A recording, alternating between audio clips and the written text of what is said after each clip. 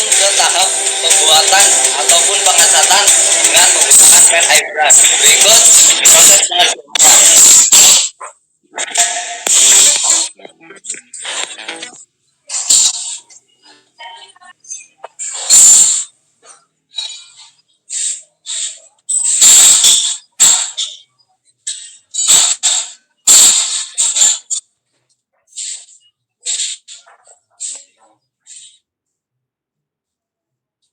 Cek, cek, cek.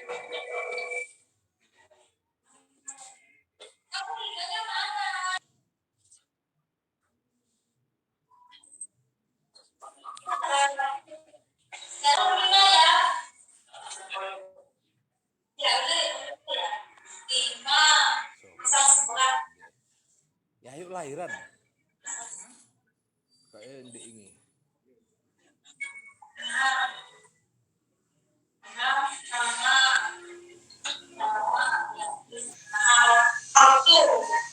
Titik dua, di bawahnya ya, titik dua, titik dua.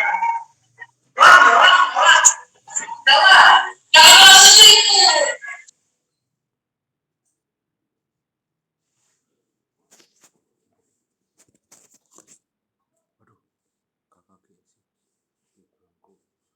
Selamat pagi Bapak Ibu. Pagi. Selamat pagi Pak Muhadisin. Ya, terima kasih Mbak Dian. Mbak Dian ini ya. Gimana Mbak Dian kabarnya? Sehat? Mbak Dian. Alhamdulillah sehat. Ya. Pak Abdul Rizal apa udah bergabung Pak Rizal? Selamat pagi Pak.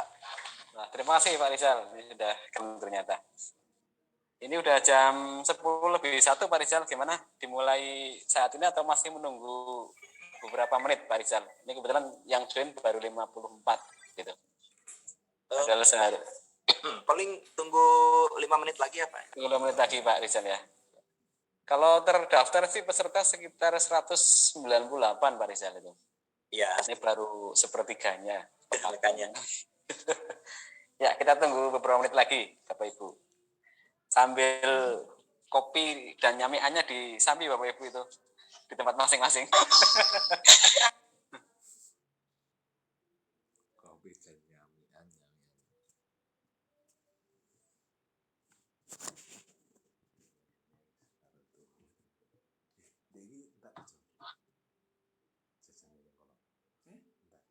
Sudah masuk 60 yang join.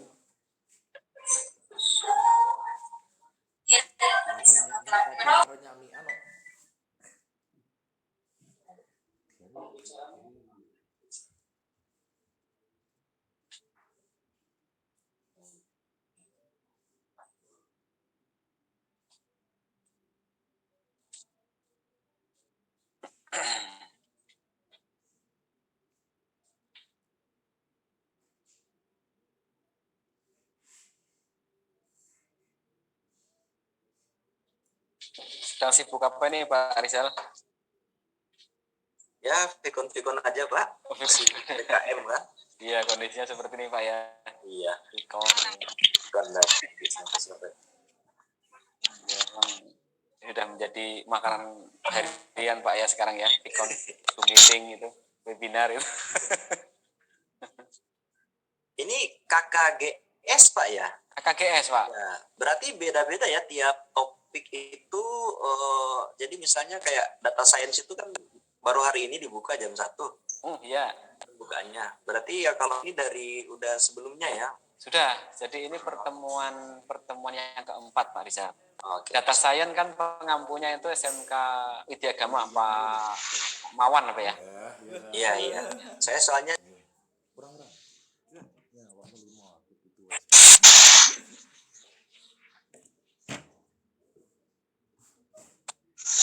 KKGS itu ada 15 tema Pak Rizal itu. Di antaranya kita itu branding airbrush dan cutting sticker untuk temanya. Jadi intinya nanti teman-teman guru itu, ini kan KKGS pesertanya guru, kalau KKSI pesertanya siswa itu. ya. Jadi intinya nanti teman-teman akan membranding sebuah objek. Kita tentukan kemarin sebuah helm motor itu. Kita itu 3 lah minimal itu biar mahir. Suara di saya berisik sekali, makanya ini saya anut ya dulu ya. Ya silakan, Pak. Jadi membranding sebuah helm, kemudian nanti teman-teman juga setelah jadi produk itu harus berhasil menjual, Pak Rizal itu. Jadi selain nanti belajar untuk memproduk, juga belajar untuk menjual. Makanya kemarin kan di materi sebelumnya ada aspek hukum e-commerce itu, penjualan online. Oke. Ya, dan tentunya kaitannya dengan usaha itu kan karena sekarang zamannya revolusi industri 4.0, makanya materi revolusi industri dari Pak Rizal itu sangat penting sekali nanti Pak untuk teman-teman menjadi bekal mengelola produk atau menjual produk di masa-masa yang sekarang udah masuk ke revolusi industri. Jadi materi pengantar ini kemarin ada pembukaan pertama, kemudian stadium general, yang kedua ada e-commerce, yang keempat ini ya, ini revolusi industri. Dan nanti berikutnya materi teknis terkait dengan branding Airbrush-nya. Gitu. Bisa dimulai Pak Rizal ya, ini udah Boleh. lebih 5 menit ya. Terima kasih Bapak Ibu, kita mulai saja karena waktunya udah masuk ya. Ini kebetulan Pak Iwan dan Pak Prapto lagi ada Zoom yang lain sehingga langsung kami handle. Kami awali, Assalamualaikum warahmatullahi wabarakatuh. Waalaikumsalam. Bapak Ibu yang kami hormati, pertama mari kita senantiasa memanjatkan rasa syukur hadirat Allah Ta'ala karena pada kesempatan pagi hari ini, pagi yang sejuk di Kebumen ini, semoga juga di tempat Bapak Ibu sesejuk hati kita semuanya. Yang kami hormati Direktorat SMK, yang kami hormati Koordinator KKGS Pak Farid Fathurrahman, yang kami hormati Pak Abdur Rizal Adumpo MT dari Semolek, serta teman-teman semuanya peserta KKGS tahun 2001, tema branding Airbrush cutting sticker otomotif. Langsung saja untuk materi yang keempat, nanti kita akan mendapatkan materi yang sangat berharga sekali dari Pak Abdul Rizal Adumpo. Sedikit mengenai beliau, bahwa beliau merupakan principal software engineer ya di Semolek. Beliau juga sangat berpengalaman di dunia IT, malang melintang di dunia SMK juga. Pernah tahun kemarin kita undang untuk KKSI di TKM Pertambangan Pak Rizal ya. Kemudian sedikit mengenai Semolek, tentunya teman-teman SMK sudah sangat familiar dengan organisasi ini karena secara kiprah sangat luar biasa organisasi Semolek ini. Dan kali ini nanti kita akan mendapatkan pencerahan yang luar biasa dari pakarnya Pak Abdul Rizal Adumpo.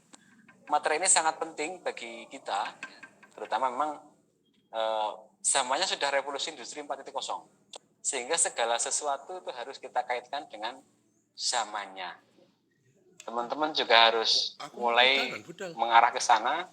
Usaha yang disusun teman-teman, yang dibuat teman-teman, produk yang dibuat teman-teman juga harus melihat, mengakomodir revolusi industri 4.0. Oleh sebab itu, nanti monggo teman-teman materi dari Pak Rizal kita perhatikan bersama-sama. Nanti insya Allah 1 jam lah Pak Rizal akan menyampaikan materi tersebut. Kemudian nanti sesi yang berikutnya atau 1,5 jam kita buka nanti untuk sesi tanya jawab. Mudah-mudahan kita selalu bersemangat, kita selalu sehat karena memang musimnya pandemi seperti ini Bapak Ibu. Kita juga harus jaga kondisi agar semuanya bisa berjalan dengan baik dan lancar. Bapak Ibu yang kami hormati, sebelum kegiatan kita mulai bersama, kita berdoa bersama seraya memohon kepada Allah Taala, berdoa di tempat duduk masing-masing agar supaya apa yang kita pikirkan, apa yang kita kerjakan selalu mendapat ridho dari Allah Taala. Doa dipersilahkan.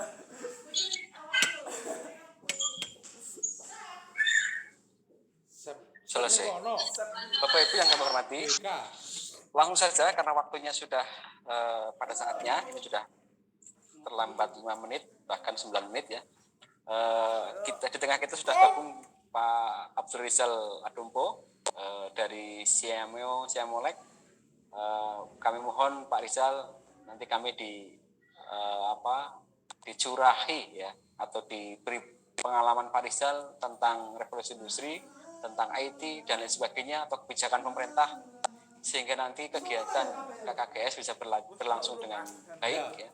Produk yang nanti teman-teman buat juga akan laku di pasaran, bagaimana mengemasnya, bagaimana membuat jaringan, terusnya tentunya Pak Rizal sangat berpengalaman di hal itu.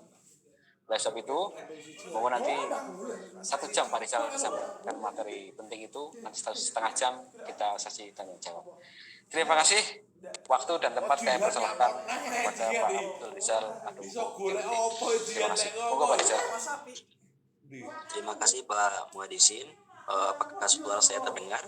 Sudah jelas? Terdengar Pak, terdengar jelas ya. Baik, terima kasih. Assalamualaikum warahmatullahi wabarakatuh. Waalaikumsalam warahmatullahi wabarakatuh. Selamat pagi Bapak Ibu semuanya. Perkenalkan nama saya Rizal, saya dari Senior Simolek.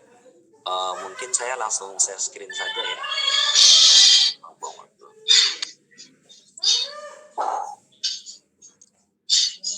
Oke, baik. Bapak Ibu yang saya hormati, mungkin dalam beberapa waktu ke depan ini izinkan saya sharing bagaimana revolusi industri 4.0 terutama di bidang pendidikan begitu ya. Ini pasti sudah Bapak Ibu sudah banyak dengar di mana-mana tentang revolusi industri 4.0, cuma pada kesempatan kali ini saya akan sharing saja kalau di dunia pendidikan itu seperti apa sekarang ini yang sudah, terutama yang sudah Simolek lakukan untuk mempersiapkan guru maupun siswa dalam menghadapi era ini begitu ya. Nah, kemarin juga sebagai pengantar sedikit, ketika dihubungin sama Pak Muhadisin, Pak Rizal nanti tolong share tentang ini ya. Saya lihat judulnya tuh, wah ini tentang airbrush sama cutting sticker. Saya belum punya expertise di bidang itu Pak. Oh, enggak apa-apa, nanti di sharing saja seperti apa.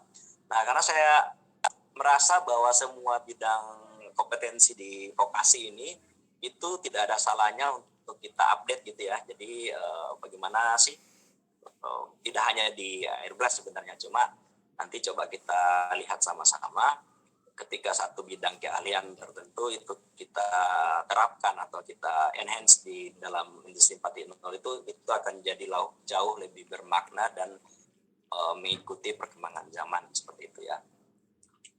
Baik Bapak Ibu semuanya, mungkin sekilas saja, takutnya di sini ya ada yang belum tahu ya tentang Simolek, saya hanya sekilas saja. Jadi Simolek ini adalah salah satu center di bawah SIMIO atau Southeast Asian Ministry of Education Organization.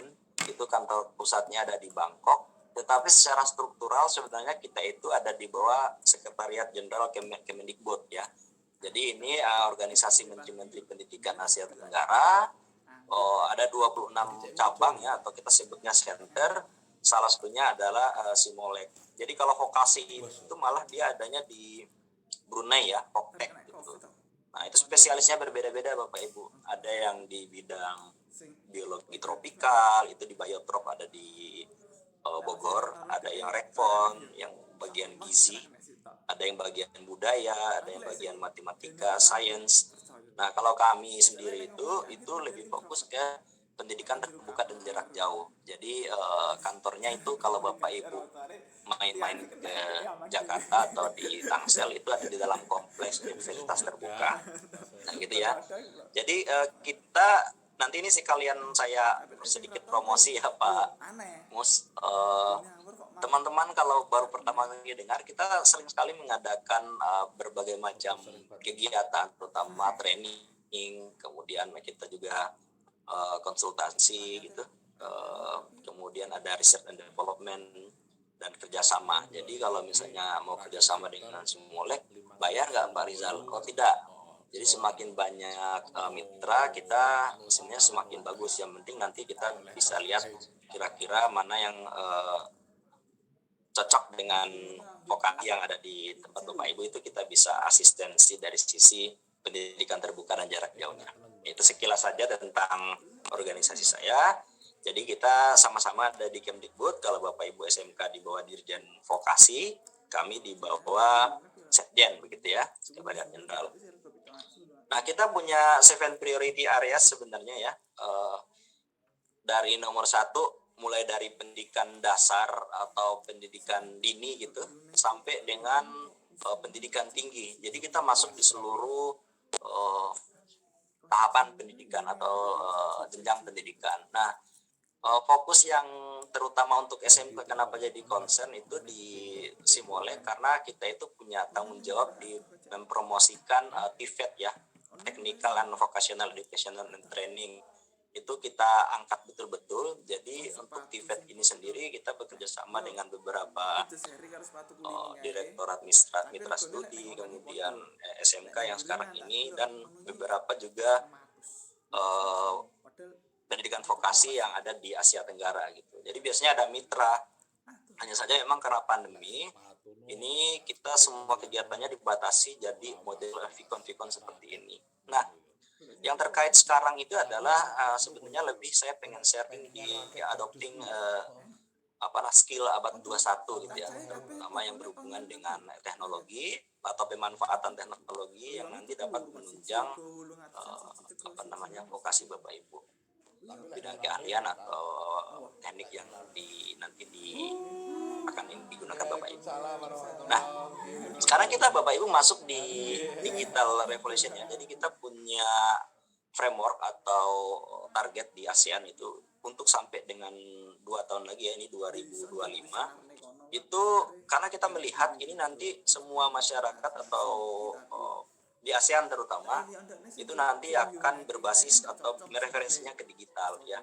Apalagi sekarang pandemi itu memaksa semakin banyak yang konvensional tadinya itu dipindahkan ke digital ya. Kemudian nanti ini formatnya atau kebanyakan nanti langsung ke end user, atau setiap bidang keilmuan atau setiap keahlian itu tidak lagi di bawah korporasi besar, tapi dia akan langsung ke UKM ya kalau istilahnya ya. Nah, nanti Bapak Ibu, ini guru selain diharapkan dapat menjual produknya gitu kan, kita juga sebenarnya ada harapan untuk mendorong siswa ya, supaya nanti siswa-siswa kita itu juga dapat bersaing di era ini gitu. Nah, bagaimana yang kita tekankan di bidang pendidikan sebetulnya adalah dari sisi literasi digitalnya dulu gitu ya.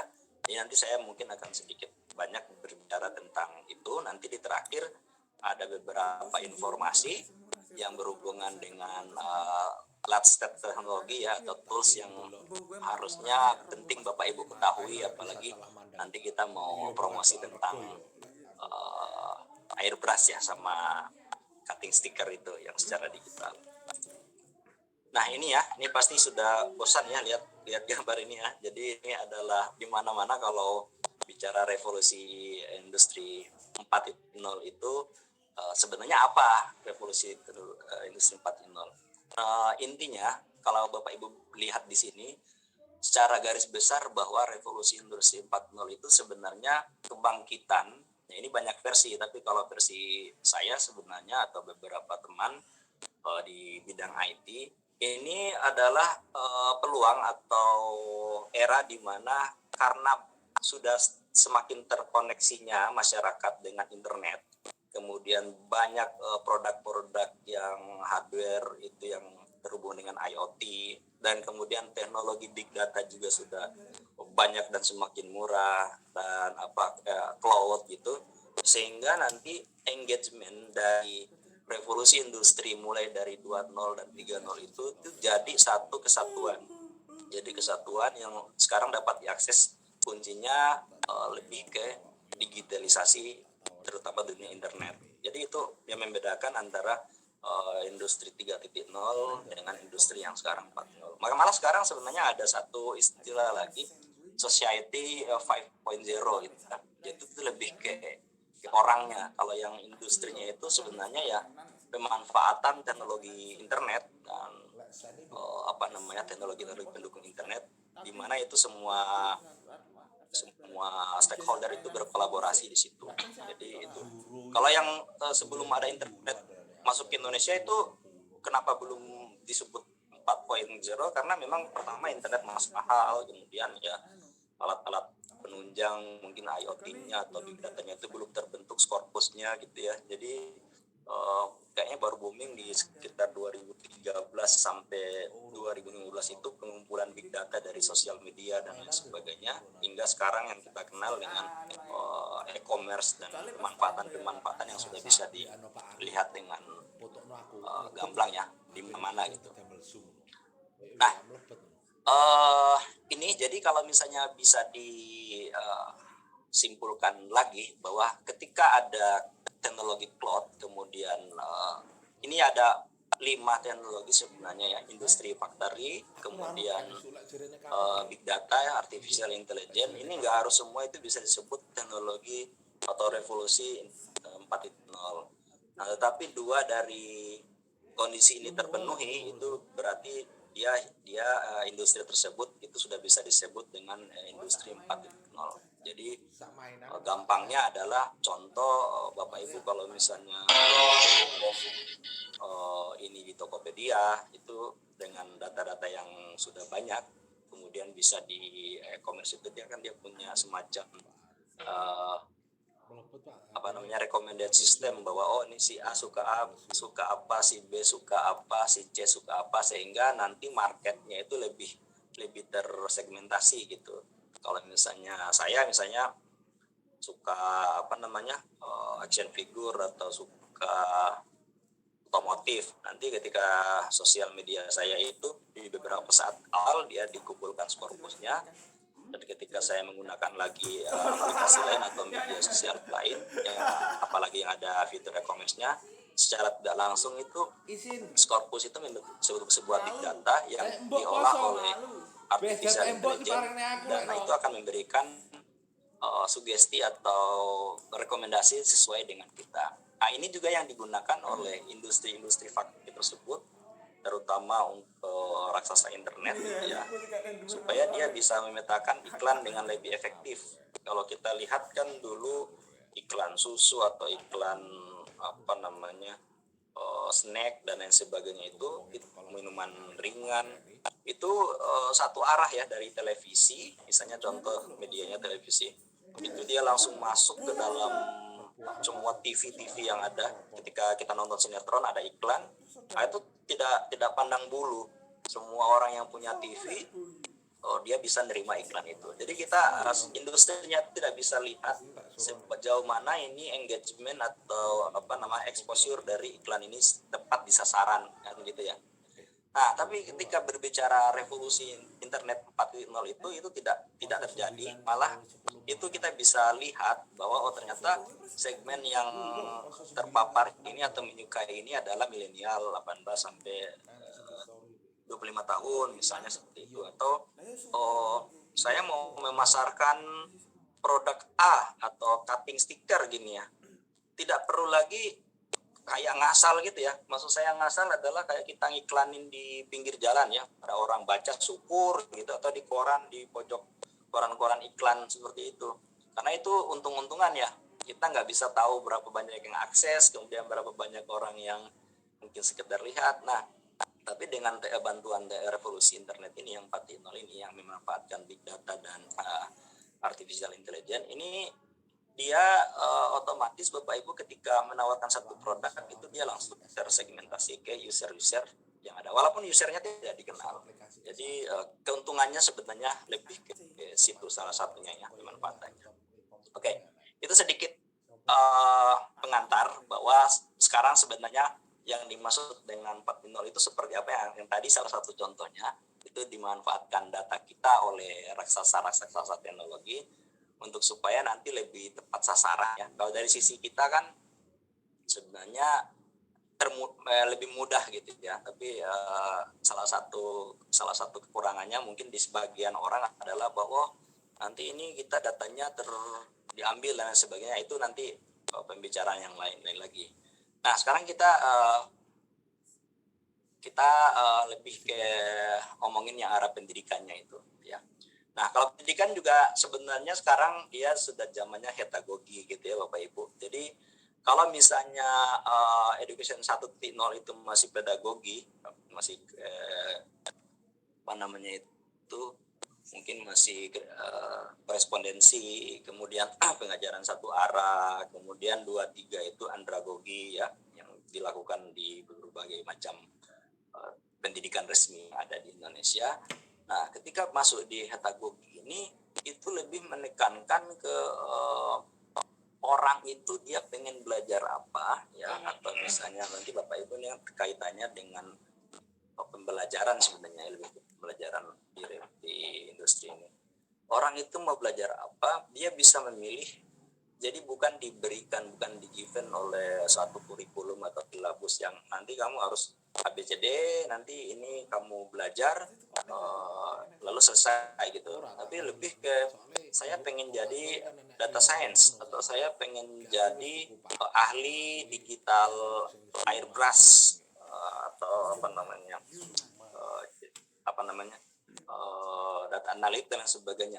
Nah itu dia bisa memilah-milih pelajaran mana yang menurut dia harus diambil begitu. Lalu dia nanti bisa menentukan waktu belajarnya sendiri. Kemudian nanti dari keilmuan itu dia akan melahirkan satu knowledge. Nah contohnya adalah misalnya saya berusia, ada orang katakanlah berusia 40 atau 45 tahun. Di zaman dulu, misalnya untuk belajar software engineering gitu, untuk buka perusahaan startup IT, itu tidak ada jalan lain selain kita harus ikut pendidikan, ya. Mulai dari mungkin SMK udah ngambil TKJ gitu, atau RPL, nanti kuliah ngambil sistem informasi, kemudian lulus cari-cari pengalaman project sehingga dia punya startup dan kemudian menghasilkan rupiah gitu. Nah, tetapi zaman sekarang, terutama dengan semakin banyaknya lembaga kursus daring dan lain sebagainya, itu orang tidak perlu melalui proses yang panjang itu. Dia tinggal cari aja di internet yang banyak, ya mau fokus misalnya di front end development web, ya saya belajar di situ saja. Nanti sesudah itu, saya mau kerja gimana? Oh sudah sangat banyak, yang penting literasinya bagus. Dia bisa cari lowongan di internet, dia bisa menawarkan skillnya di LinkedIn atau di job fair yang berhubungan dengan IT. Nah, targetnya sebenarnya itu. Jadi bagaimana kita membangun literasi untuk menguasai skill yang kita inginkan, kemudian itu kita manfaatkan teknologi atau internet ini untuk dapat mempromosikan diri. Nah, ini juga yang membedakan ya di masa lalu sama masa yang akan datang itu. Kan kalau misalnya sekarang ini belajar rame-rame massal dan sebagainya, ini tidak berlaku lagi. Jadi kalau di 4.0 itu sekarang lebih yang tadi saya bilang pedagogi itu lebih ke personal learning ya. Jadi personal learning itu ya dia tinggal mengajar sekolah itu sebenarnya lebih ke fasilitator untuk memfasilitasi nanti materi atau apapun itu dia sudah bisa akses atau bisa pelajari sesuai dengan ininya dia. Kemudian tidak ada ruang kelas lagi karena ya sekarang ya terjadi ya. Jadi pandemi juga sedikit banyak itu memaksa tidak harus kumpul di kampus, tidak harus kumpul di sekolah, tapi dia bisa belajar dari mana saja. Termasuk kita sekarang melakukan workshop itu menggunakan Zoom. Nah, tapi ini agak keliru ya. Biasanya orang itu menilai bahwa ini PJJ ini tidak efektif karena sebagian besar yang terjadi di Indonesia maupun Asia Tenggara, prinsip dari pembelajaran jarak jauh itu tidak diimplementasikan, tapi yang dilakukan kebanyakan sekolah atau guru adalah memindahkan yang tadinya ditatap muka menjadi Zoom. Nah, itu yang salah sebenarnya. Jadi kebiasaan guru tuh ngajar tatap muka dari jam 7 sampai jam 11 anak SD yang anak saya itu. Nah, karena dia tidak terbiasa atau kaget ya tiba-tiba harus dipaksa ini harus online. Jadi itu yang dilakukan ya sama. Dari jam 7 sampai jam 11 dia ngajar tapi pakai Zoom. Nah, itu yang keliru. Itu hanya memindahkan saja jamnya ya. Saya ngajar 5 jam tatap muka berarti Zoom saya harus 5 jam. Nah, itu.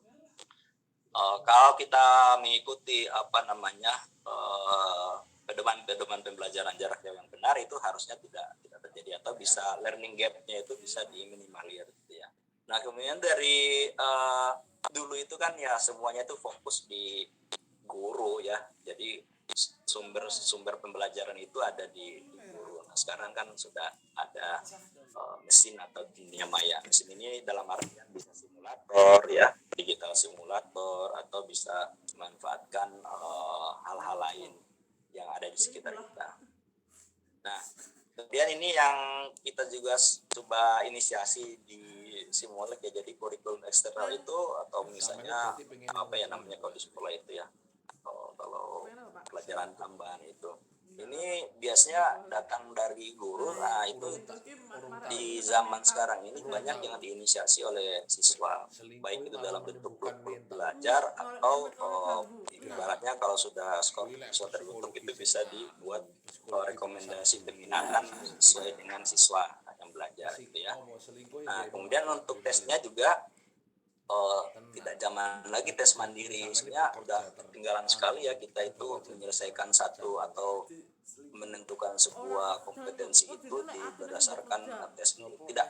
Tidak semuanya salah gitu, tapi sebenarnya di zaman sekarang yang terjadi adalah itu kolaborasi. Jadi dalam menyelesaikan satu proyek itu tidak diukur dari asesmen yang terjadi di kelas, tetapi itu lebih ke kolaborasi. Nah di kami itu ada dua macam pendekatan, atau bukan di kami, bukan di Simulek saja, di beberapa negara maju, kemudian kayak Singapura, Finland, itu dia banyak menerapkan project based learning atau apa namanya PLB ya, project based learning itu untuk menilai keaktifan atau ininya siswa.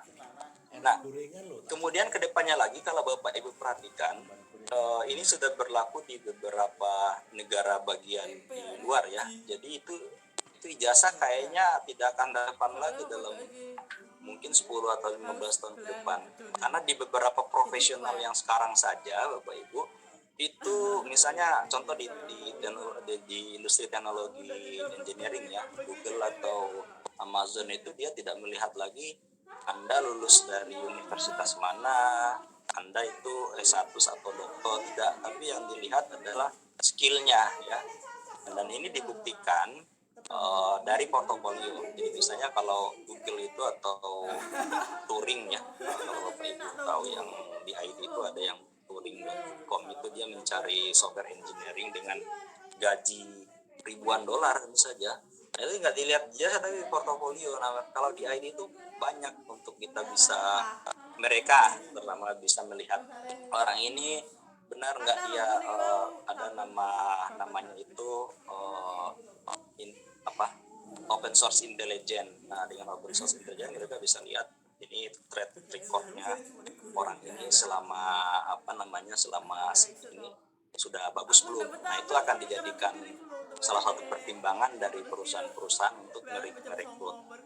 Di Naker juga, kalau saya di beberapa ya di sekarang yang sudah mulai ke arah sana, misalnya di Kemnaker itu yang prakerja itu bisa di tracing, misalnya si A si B nanti dia sudah pernah ngambil kursus apa saja, kemudian tanggal berapa yang dikeluarkan oleh lembaga kursus mana, itu sudah punya portofolio. Nah kalau di digital atau di 4.0 itu nanti tidak harus melalui lembaga, tapi nanti dari kumpulan sosial media atau kumpulan website yang akan nanti merepresentasikan portofolio kita. Nanti saya bahas di belakang karena ini ada kaitannya dengan branding, sama branding juga yang bidang-bidang keilmuan yang bukan IT ya. Ini kan kalau saya lihat airbrush dan cutting sticker ini sebenarnya dia salah satu bidang keahlian yang harus menyesuaikan untuk masuk ke dalam revolusi industri 4.0. Jadi mungkin yang selama ini konvensional itu kan coba ditransformasi supaya dia pasarnya lebih luas. Itu nanti kita ngobrol di belakang. Ya, sampai dengan target dari revolusi industri di bidang pendidikan itu adalah bukan lulusan lagi, tapi bagaimana tujuan pembelajaran ini menciptakan manfaat, membuka lapangan pekerjaan dan apa namanya mendapatkan kehidupan yang lebih layak gitu. Jadi bukan mencetak lulusan ataupun calon, bahasa kasarnya ya, calon pengangguran, tapi itu pencipta manfaat, lebih ke situ. Oke, nah ini ya mungkin ini nanti saya skip aja. Sekarang itu kalau berbicara 4.0 yang terutama di bidang pendidikan, yang dari tadi saya omongin pengantar di awal itu masuk di zamannya Massive Open Online Course, ini MOOC ya. Nah, kenapa MOOC? Jadi ujung-ujungnya atau salah satu yang bisa dilihat dari transformasi 4.0 ini adalah pembelajaran yang masif, dan dia itu modelnya itu tidak harus sekuensial, tapi dia nanti dapat dilaksanakan kapan saja, di mana saja, pesertanya itu masuk keluar ya, multi entry multi exit, maksudnya seperti itu. Dan itu dia yang tadi menggunakan metodologi atau pembelajarannya based on learner, jadi berdasarkan dari pembelajar itu sendiri, bukan dari guru ataupun institusi. Nah, ini tahapannya kalau Bapak Ibu lihat sebelumnya untuk hal-hal seperti itu dari tahun 1880 ketika pembelajaran jarak jauh ditemukan. Nah, waktu itu masih menggunakan korespondensi ya.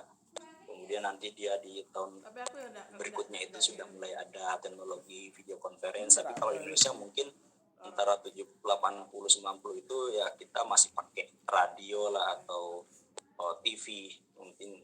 Kemudian antara 90 ke 2000 itu sudah mulai muncul internet, tapi masih lebih banyak ke media digital dan DVD dan lain sebagainya. Sampai dengan yang sekarang itu menggabungkan antara blended dan online learning, baru jadilah MOOC ini. Jadi nanti Bapak Ibu bisa saja cari-cari referensi digital literasinya itu di MOOC yang ada di luar gitu, kalau di atau membuka kesempatan pertama kali di Indonesia gitu untuk memulai ini gitu ya. Nah ini ya, jadi kalau dari sisi gadget sekarang ya, kita berbicara di sisi gadget, karena apapun yang kita buat, mau itu airbrush, mau itu keahlian kerajinan tangan atau lukisan, itu akan nanti end user yang akan tampil atau disajikan ke orang adalah pasti perangkat yang ada di orang tersebut. Nah sekarang kita kalau zaman dulu kan agak mahal ya, kalau sekarang bentuknya udah tipis dan ya handphone ya, siapa yang tidak tahu, karena kalau kita lihat di mana-mana mungkin jumlah rata-rata itu satu orang itu punya minimal 2 HP gitu. Jadi jumlah ibuku sayang atau smartphone itu lebih banyak smartphone sebenarnya. Anak-anak juga udah mulai banyak gitu. Nah, kita di mana sebenarnya? Jadi Bapak Ibu, dari sisi generasi dan cara belajar, kenapa saya bilang kita sudah sangat berbeda? Karena kalau misalnya dari pembagian generasinya sendiri, itu ada 4 kategori gitu ya. Jadi yang kalau misalnya sering dengar itu itu kalau misalnya nanti siswanya Bapak Ibu menyebut itu generasi baby boomer, itu berarti lahir di tahun 45 sampai 50 itu. Jadi orang-orang yang lahir pada ada rentang waktu tersebut itu dia generasi baby boomer. Belum ada revolusi industri 4.0. Nah, kemudian generasi berikutnya tahun 50 sampai 70 itu, 70-80, generasi X ya kita sebutnya ya. Dia itu ciri-cirinya adalah dia lebih suka eksperimen, berkelompok, kemudian pengajarannya visual dan sebagainya. Nah, saya lahir di tahun 80 sampai 2000 itu kita sebut, atau Bapak Ibu guru juga mungkin kebanyakan di kita ini satu generasi ya, generasi Y ya, milenial. Jadi kita itu lahir pada saat transformasi atau dari peralihan dari industri 3.0 ke 4.0, di mana waktu itu infrastruktur baru mau mulai muncul, kemudian teknologi baru mulai berkembang, ya kita merasakan tuh. Jadi mulai dari perubahan, terutama misalnya contoh HP ya, dari Symbian pakai Nokia itu, kemudian ganti lagi jadi BlackBerry, kemudian ganti lagi jadi Android yang sekarang kita pakai. Atau dari sisi teknologi mungkin pager dulu ya, kemudian jadi apa, nah itu generasi kita. Artinya kita itu karena transformasi, jadi tidak terlalu dapat menguasai teknologi secara 100%. Kenapa saya bisa bilang seperti itu? Ya contohnya saja kalau misalnya kita ngajarin sesuatu ke orang tua kita yang di generasi di atas itu, awal pasti banyak yang bilang kok susah ya klik ini dan klik itu karena memang zamannya berbeda. Nah, anak-anak kita atau nanti peserta didik yang sekarang itu Bapak Ibu ajar di sekolah itu dia generasi Z ya, jadi sering dibilang kids zaman now kan. Dia itu lahir sudah attached, jadi lahirnya itu dia dunia udah seperti ini, tanpa harus diajarkan secara eksplisit, itu dia sudah bisa menggunakan gadget, mengakses informasi dan lain sebagainya. Contoh anak saya itu pakai handphone itu sudah sangat biasa, dia install game, kemudian padahal umur baru 4 tahun, yang satu 7 tahun. Tapi itu sudah, kalau di zaman kita kan HP yang merupakan hal yang sangat mahal, kemudian mungkin sebagian orang susah pengoperasiannya. Zaman anak sekarang itu sangat mudah. Jadi kita hidup di zaman itu sekarang. Nah, makanya nanti apapun yang kita buat, apapun yang kita hasilkan, kemudian apapun nanti metode yang kita belajar, kita harus menyesuaikan dengan yang ada di sekarang ini di anak-anak kita. Ya. Nah, sehingga sekarang itu lebih bagus atau lebih efektif itu ketika mengajar generasi sekarang itu menggunakan bahan ajar multimedia atau simulasi virtual. Nah, ini ya, ini data pengguna internet aja, ini dari tahun 2017 ke 2021 ini, itu peningkatannya itu luar biasa, dari 143 juta sekarang udah 200 juta orang yang memanfaatkan internet ya. Atau per tahun dia naik sekitar 15% itu. Tahun lalu itu baru kurang 20 juta, berarti sekitar 180 berapa sekian gitu ya. Sekarang 2021, awal 2021 aja naik 20 juta. Sehingga exposure dari nanti digitalisasi ini atau informasi apapun yang nanti Bapak Ibu branding itu tiap tahun itu media yang menampilkan itu akan semakin banyak. Yaitu ya yang internet ini, medianya apapun, tapi yang jelas bahwa banyak sekali yang bisa dimanfaatkan dari ledakan teknologi informasi ini. Ya. Nah ini nih, kalau dari sisi di Indonesia ini data Januari ya, internet yang penggunaan internet itu 200 juta orang, kemudian yang aktif di sosial media itu hampir 70%, 80%-nya ya, 170 orang ini, dan 60%. 170 orang itu main sosmed gitu. Nah, yang terkoneksi dengan handphone bahkan lebih banyak daripada user internet itu 300 juta, 345%. Sehingga apa? Sehingga nanti hampir informasi yang Bapak Ibu buat atau nanti ketika kita bisa mengemas sebuah informasi atau branding dengan baik, itu pasar sebenarnya sudah siap ya, tinggal dari kitanya itu bisa mengemas, kita bisa memanfaatkan teknologi ini untuk kita exposure apa yang kita inginkan.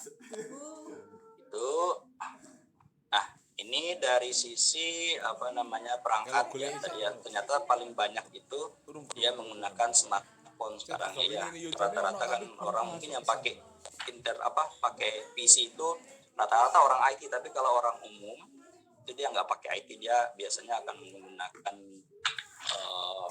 HP gitu ya. Jadi lebih banyak, cuma 4% Bapak Ibu bisa lihat, hanya 4% yang menggunakan laptop atau PC. Jadi nanti target artinya apa? Artinya kita harus melihat atau harus literasi digital kita itu mencari atau mengikuti tren yang berbasiskan smartphone application.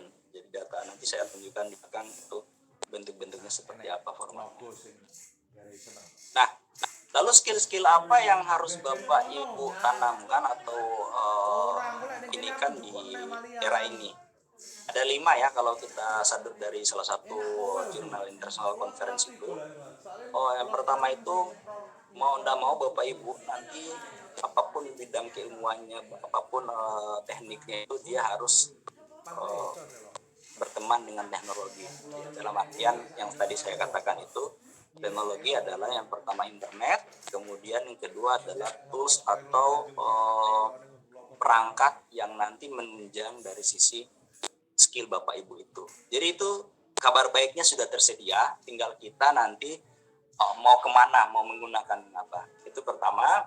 Kemudian yang berikutnya adalah kolaborasi. Nah ini nggak bisa kalau Bapak Ibu jago sendiri gitu ya, jago sendiri terus bukan zamannya lagi itu jago sendiri terus nanti kaya sendiri gitu enggak. Tapi kalau di era 4.0 bahkan kalau kita lihat di YouTube ya, youtuber itu kan penghasilannya luar biasa itu. Paling ada yang 1 bulan ratusan juta, ada yang sampai miliaran youtuber itu. Nah, tapi mereka juga melakukan kolaborasi karena memang di zaman sekarang itu kalau tidak melakukan kolaborasi itu ditinggal karena era 4.0 terutama berhubungan dengan internet, apalagi kita untuk yang menyediakan jasa atau branding itu sebagian besar disupport oleh komunitas ya, komunitas. Oke, nextnya creativity pasti penting, itu kreativitas ya. Kalau cuma meniru barang-barang itu saja kan ya berarti kita ya sebagai pengguna aja gitu ya. Tapi kalau kita kreatif punya barang yang baru, airbrush dan sebagainya bisa dikemas dalam format baru dan unik, itu nanti ininya juga luar biasa. Dan yang terakhir adalah teaching walls tadi sudah saya singgung di awal-awal ya. Mungkin yang ini yang baru ya. Ini harus ternyata di era kompetensi ini kita harus punya tes humor yang baik. Ini berkaitan sebenarnya dengan creativity sama kolaborasi tadi itu. Ketika kita berhubungan dengan orang lain itu ternyata lebih banyak keberhasilan atau engagement exposure-nya itu lebih bagus ketika kita punya ramah ya, ini lebih ke bagaimana kita berlaku di literasi digitalnya itu, digital attitude istilahnya itu kalau di literasi digital. Nah ini harus tes umurnya harus baik ini biar bisa kolaborasinya bisa bagus dan banyak ya dibandingkan dengan yang serius-serius. Jadi nggak harus serius-serius kalau punya kompetensi dari era 4.0 ini. Nah kalau di Dikbud sendiri ya Bapak Ibu, kita terutama di Simolek ya dengan kami itu kita fokusnya di 3 untuk mengajarkan literasi industri 4.0 ini di bidang pendidikan. Yang kita fokuskan itu pertama ke literasi datanya. Nah ini Bapak Ibu nanti sekali lagi bidang keilmuan apapun itu, jadi literasi data itu sangat penting ya.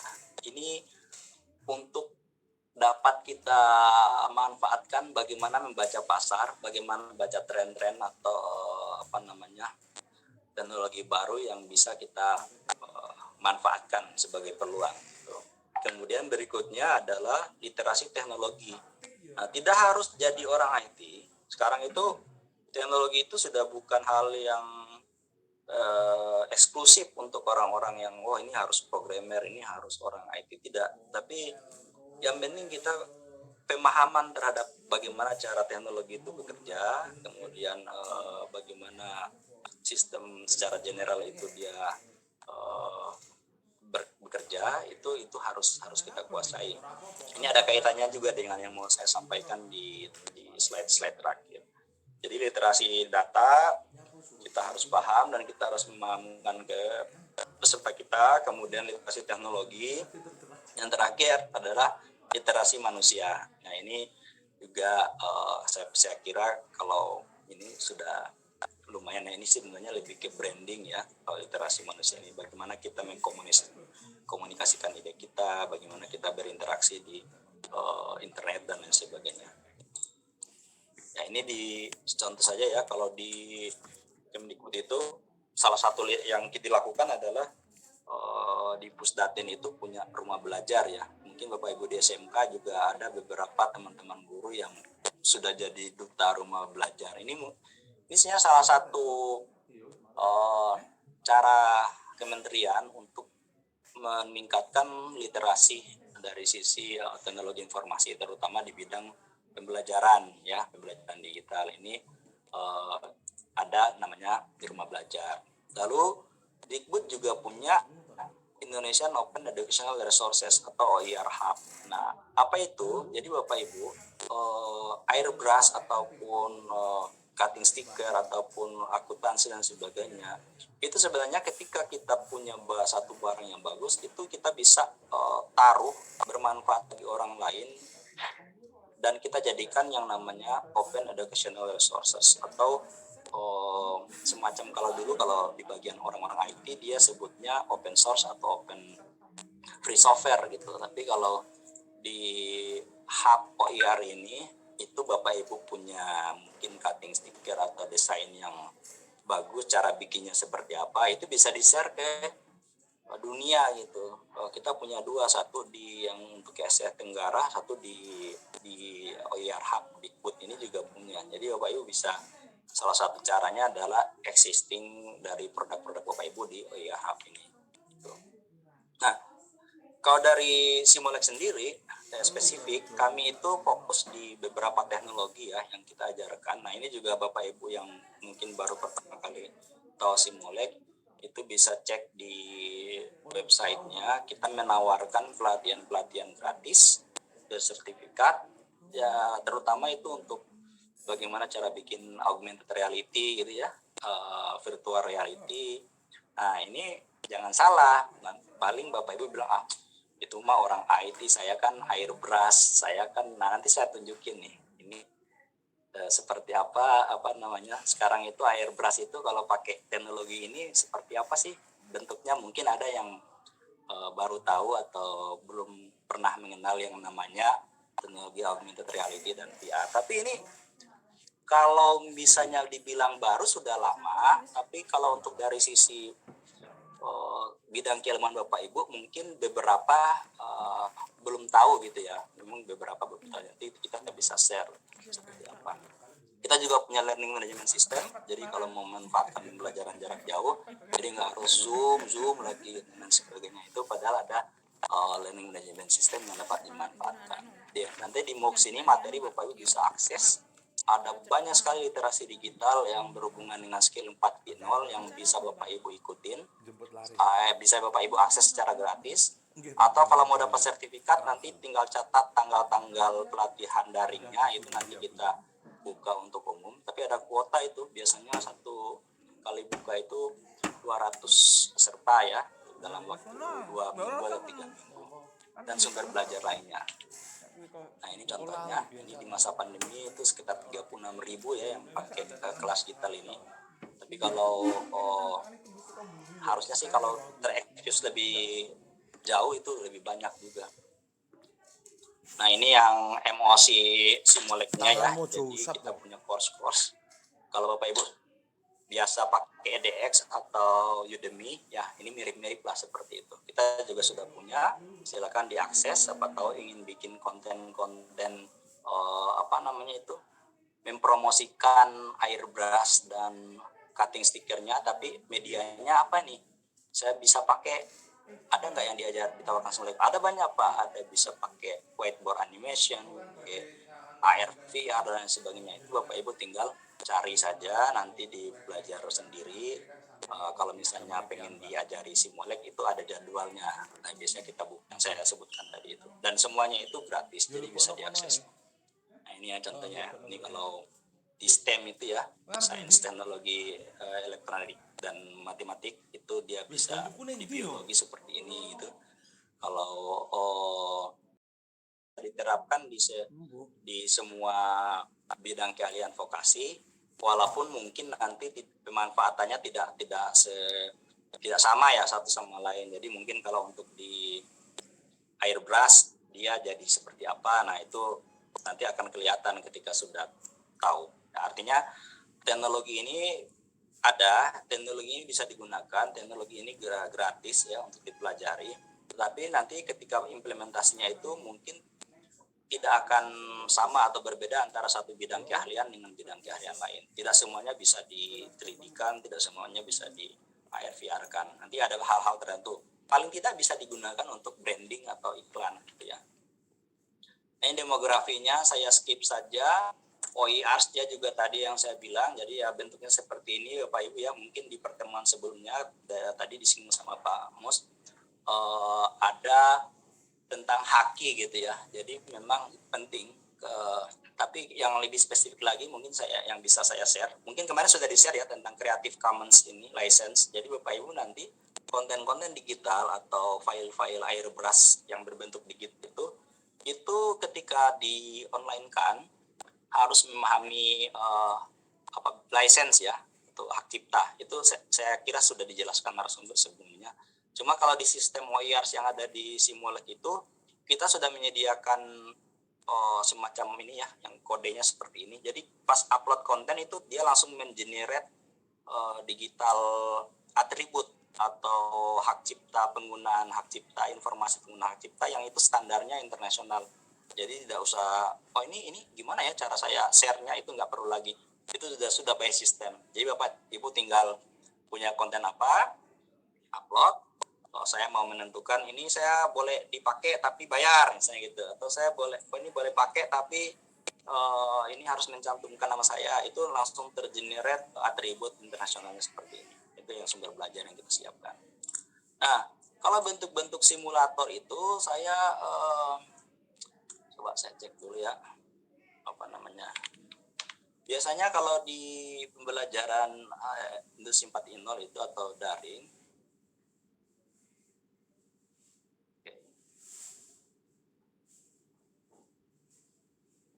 saya pengen lihat mungkin siapa tahu ada yang berhubungan dengan beras gitu ya. Ini kita bisa, jadi pembelajarannya itu kalau di 4.0 itu sudah tidak hanya menggunakan Zoom yang saya bilang tadi ya. Jadi itu ada banyak konten-konten atau simulator. Contoh ini.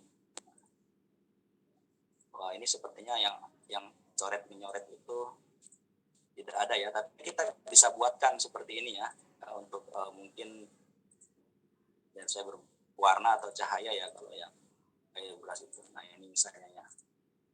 Nah, itu ada simulatornya yang bisa kita manfaatkan untuk pembelajaran. Nanti tinggal disesuaikan saja atau diambil. Oh, ini kira-kira bisa saya gunakan ke siswa untuk ngajarin color palette untuk warna gitu ya. Misalnya untuk warna atau pencahayaannya. Karena bentuknya simulator, jadi itu kita bisa main-main gitu. Siswanya bisa main-main seperti ini. Kalau untuk pencahayaannya, warnanya, misalnya hubungan antara warna mungkin ya. Nah, kalau misalnya airbrush ini di air gitu, ditaruh di perahu atau apa gitu yang di bawah air, warnanya seperti apa, biasnya dan lain sebagainya, itu bisa disimulasikan di simulator-simulator yang seperti ini. Gitu. Nah, itu contoh saja. Kembali ke topik ya, laptop. Nah, ini 3D ya. Jadi kita juga bisa bikin semacam eksperimen atau tampilan dari peralatan yang kita punya. Kan airbrush itu pasti punya alatnya ya Bapak Ibu ya, karena saya juga punya hobi di bidang yang beririsan dengan airbrush sebenarnya. Jadi mungkin kalau dari sisi pembelajaran jarak jauhnya itu bisa ditampilkan dalam bentuk 3D seperti ini. Cuma saya belum punya contoh yang airbrush. Nah, ini yang karena sekarang corona jadi ya contohnya seperti ini. Jadi kita bisa share kepada siswa itu, ini jenis-jenis alat tools yang digunakan untuk airbrush itu apa namanya, yang pistol semprotnya itu seperti apa, kemudian cairan warnanya seperti apa. Kalau tidak ketemu secara tatap muka itu bisa ditunjukin langsung dengan format seperti ini ya. Jadi paling tidak siswa itu dapat dapat melihat secara visual walaupun dalam bentuk simulator apa yang Bapak Ibu mau ajarkan dari sisi Bapak Ibunya airbrush itu. Jadi itu ada pelatihannya di Simulek sebenarnya kalau untuk itu. Nah ini pakai VR ya, Bapak Ibu ya. VR itu virtual reality. Jadi nanti habis ini saya di belakang saya tunjukkan beberapa contoh yang VR ini untuk pengaplikasiannya di airbrush. Kalau cutting sticker nanti kita coba lihat di belakangnya yang ada berhubungan dengan bagaimana kita menghakikan gitu ya. Mungkin yang sebelumnya juga sudah, tapi ini saya berbicara nanti lagi dari sisi teknologinya. Nah ini contoh augmented reality-nya ya. Ini adalah model etalase-etalase yang sudah dikembangkan oleh siswa magang, guru, dan hasil-hasil pelatihan yang baik itu kita taruh di sumber belajar Simulek, itu bisa diakses. Nah, termasuk nanti Bapak Ibu mau bikin punya workshop gitu ya, bengkel workshop, terus pengen branding nih, saya datanglah ke workshop kami yang ada di Magelang atau ada di mana, itu tidak perlu ke Magelang langsung karena dia punya tampilan 360 atau virtual reality yang bisa diakses di seluruh dunia. Jadi nggak harus datang ke tempatnya itu ya. Contoh yang virtual reality tours-nya yang gedung Simulek itu. Nah ini contoh yang Sumpah Pemuda ya. Jadi museum Sumpah Pemuda yang ada di Jawa Tengah kalau nggak salah. Mati servernya. Coba kita lihat ya kalau masih servernya masih museum keris ya. Nah ini nanti kalau Bapak Ibu punya workshop itu mau promosi ke orang luar, itu nanti bisa dibuat seperti ini. Jadi nggak harus ke tempatnya atau ke labnya gitu, kita bisa masuk ke dalam ya misalnya ya, ke dalam. Itu mah keluar ya. Coba kita bisa pilih lantai. Ini lantai 3, langsung ke lantai 3 aja. Nih. Dan ini nanti setiap item atau mungkin ada pelatihan dan sebagainya, itu Bapak Ibu bisa kasih keterangan gitu. Jadi ada video, ada keterangan yang nanti muncul ya untuk penjelasan produk. Nah, ini saya contohkan dari sisi building saja. Kalau ke konten yang lain juga bisa tidak terbatas. Nah,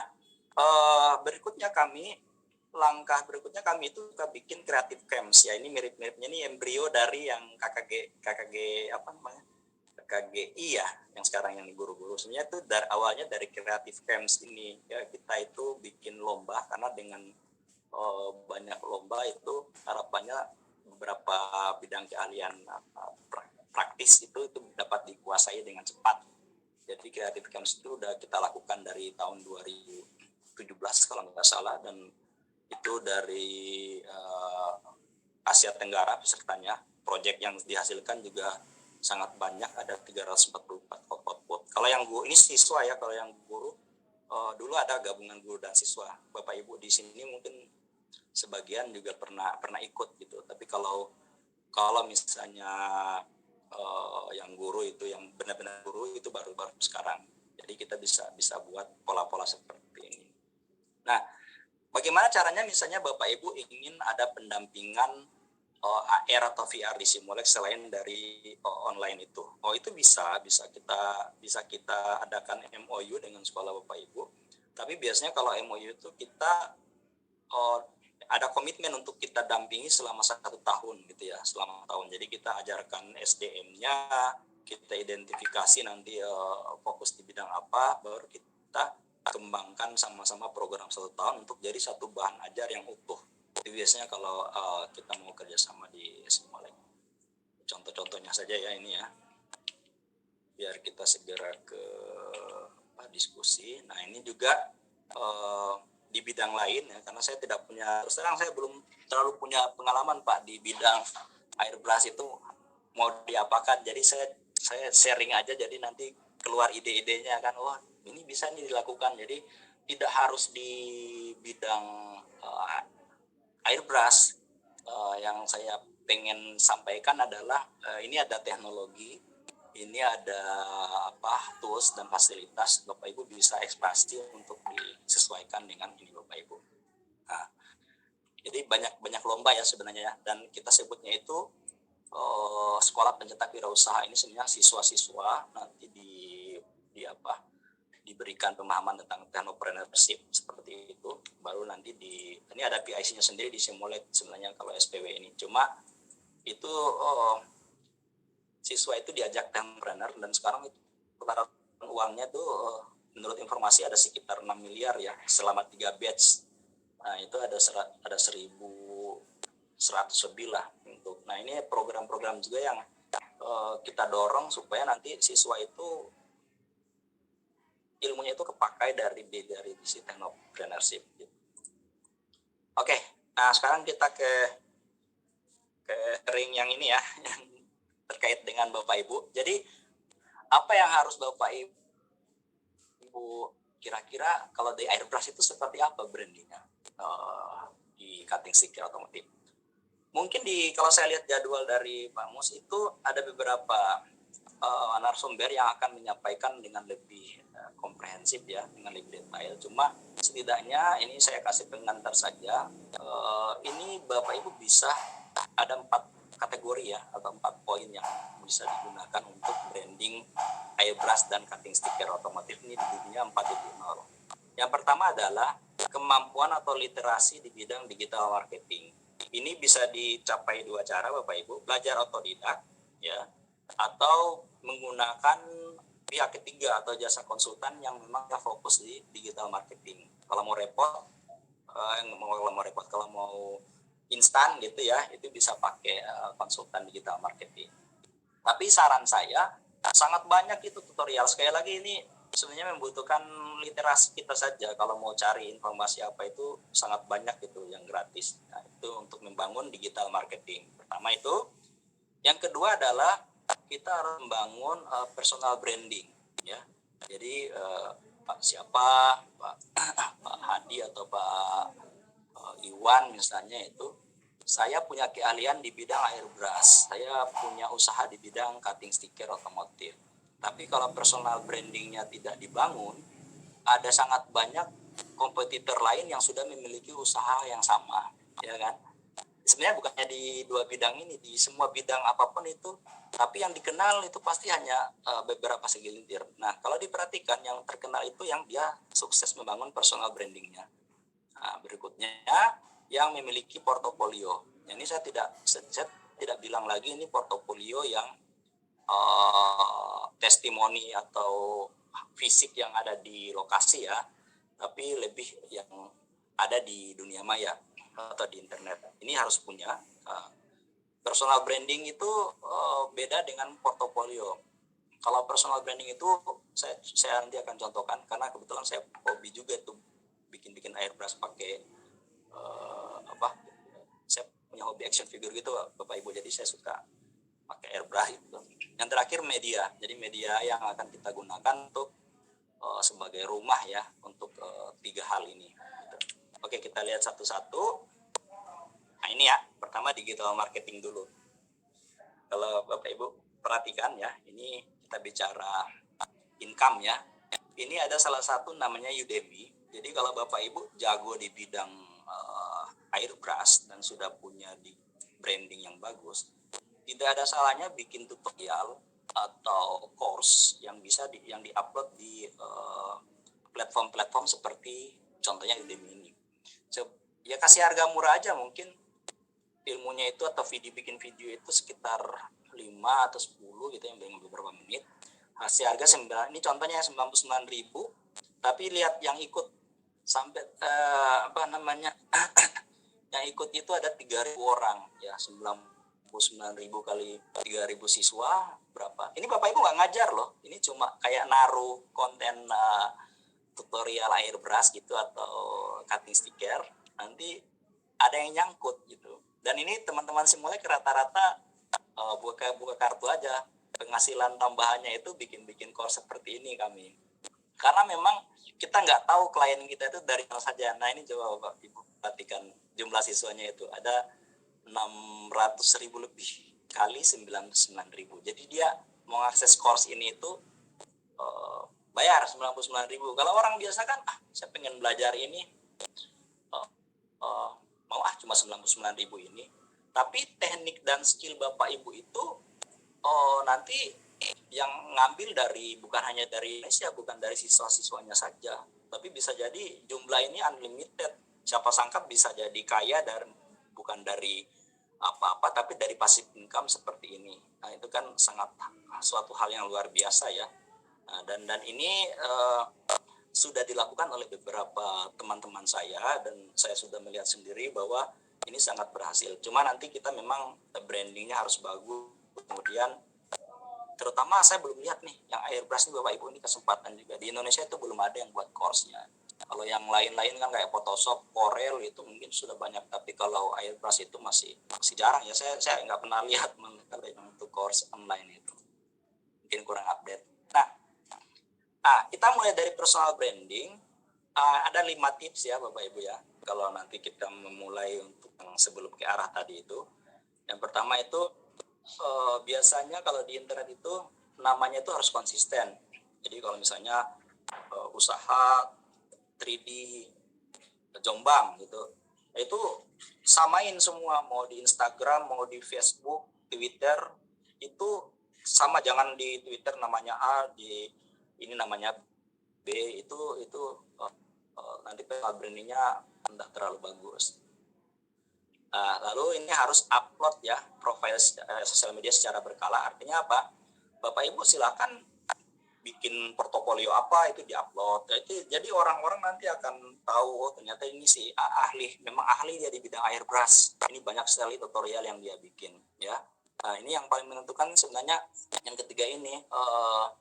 Kalau kita sudah hobi ya gitu ya, hobi di bidang itu biasanya uang akan datang di situ. Personal brandingnya lebih gampang gitu. Nah, kemudian juga harus gabung di grup dan komunitas, karena orang-orang awam biasanya nyari-nyari itu di grup dan komunitas. Dan biasanya grup dan komunitas ini dia punya update-update yang luar biasa cepat. Jadi dan tidak terbatas di di Indonesia ya. Jadi ada hal-hal baru yang ada di luar, Bapak Ibu bisa langsung implementasikan di situ. Yang terakhir, memilih media yang tepat. Ini kita skip dulu biar nanti waktunya cukup. Nah, ini saya tunjukkan beberapa contoh personal branding. Yang ini yang hobi saya ya, Bapak Ibu ya. Nah, ini orang namanya Otaku Builder. Jadi itu kalau di komunitas tertentu itu kami suka yang namanya Gundam ya, kayak robot-robotan yang di belakang saya ini. Nah, itu ada komunitasnya dan itu rame gitu. Jadi ada orang-orang seperti kolektor, dia itu akan membayar mahal untuk bikin action figurnya itu di custom gitu ya, dipakai airbrush seperti ini. Nah, si Otaku Builder ini dia itu cuma modal upload hobinya saja, tapi orang-orang pada akhirnya tahu, oh dia ini jago, dan dari situ tawaran-tawaran itu muncul. Kayak saya mau dong bikin kayak punyamu itu, bayar berapa? Nah, dia bisa dapat penghasilan tambahan dari sini, dan personal brandingnya itu terbangun dari sini. Itu pertama. Kemudian yang kedua, ini ini ada juga yang sama, masih personal branding ya, tapi dia nggak jualan, dia malah bikin tutorial dan AdSense-nya itu dari YouTube gitu. Jadi yang nonton 20.000, 100.000 gitu cara dia ini. Bahkan pendapatan hariannya itu sekitar berapa tadi itu? $50 gitu loh, hanya dari satu video itu tadi ada expose. Jadi ada berbagai macam cara yang bisa kita lakukan. Untuk yang paling gampang adalah kita demonstrasikan skill kita, kemudian portofolio kita itu ke media. Ini salah satu medianya saja ya, ini YouTube. Yang paling paling gampang itu YouTube lah. Nah, ada lagi nih saya tunjukkan nih. Ini namanya Ana Dream Brush. Ini brush Bapak Ibu tapi pakai VR gitu. Nah, ini di Indonesia belum banyak ini. Jadi dia kayak pakai airbrush, tapi dia mengkombinasikan dengan kesenian itu dengan virtual reality. Jadi kalau pakai VR tadi yang teknologi yang dasarnya diajarkan di Siamolek, itu ketika dikombinasikan dengan airbrush itu dia seperti ada di dunianya sendiri untuk bikin hal-hal yang bahkan jauh lebih besar ya. Jadi tidak terbatas dari kalau kita kan sekarang itu paling airbrush itu di suatu objek gitu ya. Kalau dia bisa bikin seperti ini nih. Jadi di apa? Di perspektifnya dia itu seperti ini ketika dia akan bikin karya gitu. Dan ini juga baru ya. Jadi ini adalah salah satu mungkin kedepannya akan seperti ini masa depan dari airbrush yang ada, baik itu teknologinya, baik itu hasil karyanya ataupun bentuk pembelajarannya. Ya, who knows ya. Tapi sekarang itu sudah dimulai seperti ini. Nah, contoh yang dilihat banyak orang itu, ini Bapak Ibu bisa ini aja, bisa searching aja di Google banyak, namanya Anna de Brush. Nah nih,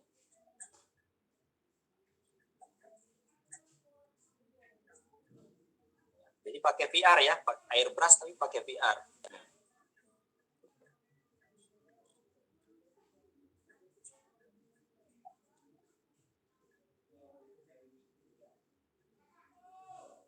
Iya. Oke, cukup ya, nanti bisa ditonton sendiri. Nah, kalau misalnya untuk cutting stiker itu banyak ya. Nanti saya kasih linknya Bapak Ibu. Jadi jangan taruh di YouTube aja, diposting di IG saja. Nanti itu sebenarnya bisa diuangkan. Portofolio Bapak Ibu itu taruh saja di kayak Behance, kemudian apalagi DeviantArt gitu ya. Terus pixel banyak sekali. Ya itu nanti orang-orang tinggal akan nyari berdasarkan apa. Ya prinsipnya yang tadi itu ada yang nyangkut gitu loh. Pasti ada yang nyangkut Pak, karena teman-teman saya yang bekerja di bidang vektor ini yang untuk bukan cutting sticker, dia lebih ke desain baik itu Photoshop ataupun Corel, itu dia tidak hanya naruh karyanya saja, misalnya bikin pisang gitu, gambar pisang biasa, tapi toh ada saja tiap tahun itu yang bayar berapa, cuma sedikit, $1-2 gitu. Tapi ada orang-orang yang di luar sana yang bahkan dia karena konsennya di hak cipta, dia akan mencari keterbaruan, bukan mengambil dari yang lain, dan itu dimanfaatkan. Nah ini salah satunya bisa taruh portofolio Bapak Ibu di Behance ini dan lain sebagainya. Nah ini yang mau saya bahas itu yang ini nih. Nah, jadi OpenSea ini adalah salah satu platform ya yang nanti Bapak Ibu bisa gunakan untuk bikin semacam ini tempat Bapak Ibu menaruh kontennya, baik itu desain airbrush atau desain cutting sticker. Nah itu kan pasti dari desainnya, itu bisa ditaruh di sini dan itu bisa di tracing dari kepemilikan pertama. Nah, ini kaitannya lebih ke teknologi. Nah ini yang ini baru ya Pak Ibu ya. Mungkin masih sedikit, saya yakin yang tahu ini, karena ini memang baru ya, dan ini akan berkembang di masa depan Bapak Ibu. Jadi ada teknologi baru namanya vegetable token, NFT. Jadi NFT ini cuma dia nanti akan ngasih semacam sertifikat gitu di barang atau di konten Bapak Ibu, mau itu foto, video, MP3. Contohnya gini, kalau misalnya di di kehidupan nyata gitu ya, teknik patung, kemudian lukisan, itu cenderung bisa dipalsukan, bisa, tapi cenderung sulit ya. Jadi harus buat tiruannya lah, paling tidak ada effort yang lebih. Nah kalau di internet, di dunia maya, itu gampangnya minta ampun. Tinggal katakanlah Ctrl+C, Ctrl+V gitu ya. Tinggal download aja, selesai gitu. Nah, makanya ada salah satu mekanisme teknologi ini. Jadi dia akan memberikan sertifikat atau token untuk memastikan bahwa ini adalah karyanya Bapak Ibu. Nah, itu bisa ditaruh di tadi di situs yang nanti saya tunjukkan. Nah, cara kerjanya gimana? Jadi ini Bapak Ibu bisa klaim, oh ini suatu saat misalnya tersebar di internet sudah banyak, itu dari saya gitu loh. Masih ingat nggak kasus yang terakhir itu yang bebek apa? Ya, kita samarkan saja namanya ya. Jadi bebek apa ya? Bebek. Pokoknya ada bebeknya lah, tahu lah ya maksud saya ya. Itu kan ada perebutan logo ya. Ini punya saya logo ini, punya saya brand gitu. Nah, itu tidak akan terjadi kalau misalnya kita mendaftarkan brand tersebut dengan format konsep NFT ini. Jadi dia akan ada sertifikat yang menentukan bahwa oh ini adalah punya saya. Jadi contoh yang tuh Twitter pertama dari pendiri Twitter itu sekarang dilelang sampai berapa ribu dolar loh itu. Padahal cuma Twitter pertama gitu ya. Atau misalnya suatu saat Bapak Ibu bikin semacam puisi atau kata-kata quotes gitu, taruh di internet. Kedepannya banyak sekali orang yang menggunakan quotes itu ya, kayak quotes Mahatma Gandhi atau tokoh-tokoh penting.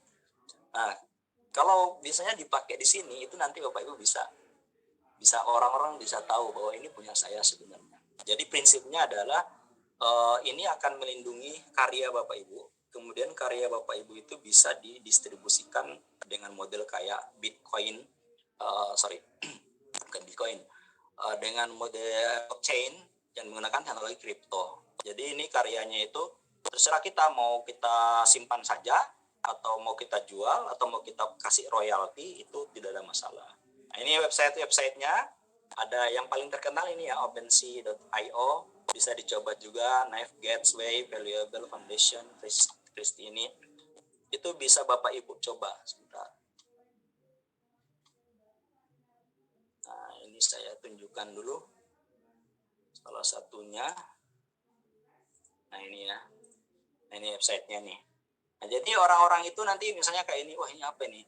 The Secret Society of Wealth. Ini harganya 0,5. Ini dia mata uangnya pakai kripto ya. Jadi kripto itu mungkin pembahasan di next time ya. Ada beberapa macam. Jadi mata uang, salah satu mata uang digital ya. Kalau mungkin Bapak Ibu yang familiar itu PayPal ya. PayPal gitu. Tapi ini 0,15 setara $400. Ini orang bisa beli ya di mana di sekarang lagi ngetren ini karyanya ini. Kemudian tapi tidak hak ciptanya tetap ada di Bapak Ibu gitu. Hak ciptanya, kecuali mau dilepas dan sebagainya itu lain lagi. Nah, cuma sayangnya ini memang harus daftar, harus punya akun virtual wallet. Daftarnya juga sebenarnya gampang ya. Ini ada kalau yang kripto mata uang untuk dipakai di transaksi media digital seperti ini, yang paling terkenal ini salah satunya pakai Ethereum wallet ini. Nah, cuma bisa pakai yang lain nih. Ada Coinbase, BitSky, Formatic, Wallet Connect, macam-macam ya. Cuma yang orang umum yang paling gampang itu isinya pakai MetaMask ini aja. Nah, ini pakai iOS atau Android ya. Saya tunjukkan sekilas caranya ya. Paling kalau Bapak Ibu bisa download di Android atau di iOS. Kemudian nanti ya kalau pakai browser ya install aja Google Chrome ekstensinya ini. Tinggal klik kayak gini. Kita install. Itu Chrome.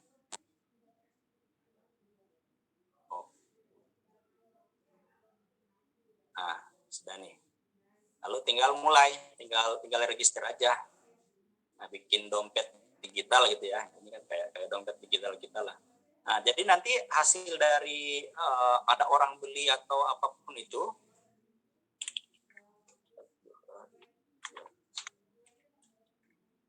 akunnya bebas ya. Ini saya contohkan asal aja. Create account. Ini kalau misalnya belum tahu caranya nanti bisa dipelajari di sini. Nah, saya kasih link Bapak Ibu untuk di paparan ini nanti saya share, nanti Bapak Ibu bisa coba-coba sendiri. Ini saya kasih informasi aja.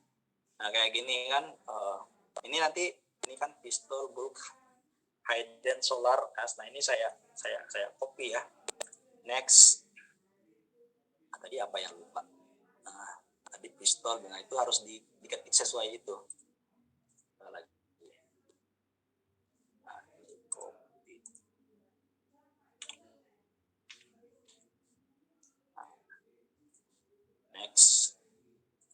install. Ini kayak password ya, tapi sekarang modelnya seperti ini. Iden to solar. What? Sweet. Multiply. Copy up. Lazy typical debris. Nah, seperti ini ya. Confirm, selesai. Nanti tinggal Bapak Ibu ini mata uang ininya bisa beli, kemudian bisa ngirim ke orang. Nanti juga lihatnya di sini tokennya. Tinggal digabungkan ke ininya itu, ke tokonya tadi itu. Jadi Bapak Ibu nanti tinggal santai-santai, tiba-tiba tidak perlu khawatir lagi, wah ini nanti dicuri orang dan lain sebagainya. Karena kalau ketika sudah masuk ke sini, itu dia akan bikin satu blockchain-nya gitu ya, yang tokennya itu, yang itu secara metadata ataupun secara digital itu sudah melekat ke Bapak Ibu sebagai yang punya gitu. Jadi nggak akan bisa sembarangan. Di dalamnya juga nanti ada pilihan, ini mau saya jual atau kalau orang jual lagi boleh nggak, nanti tetap Bapak Ibu akan dapat ininya di sini. Jadi mungkin harapan saya sih harusnya nanti itu bisa diajarkan oleh narasumber-narasumber yang akan datang, atau kalau tidak ini Bapak Ibu bisa saya kasih linknya untuk coba sendiri ya, karena langkahnya juga lumayan panjang, juga harus punya uang digital ya untuk yang masuk ke sini untuk beli tadi itu. Baru Bapak Ibu, tapi mudah kok, nggak sulit ya. Cuma ini akan menjadi tren yang akan dipakai untuk beberapa waktu yang akan datang. Jadi bocorannya yang tahu duluan Bapak Ibu lah. Kedepannya itu yang pelaku digital itu akan memanfaatkan teknologi ini, non-vegetable token ini, untuk semua format-format digital yang ada di dia gitu.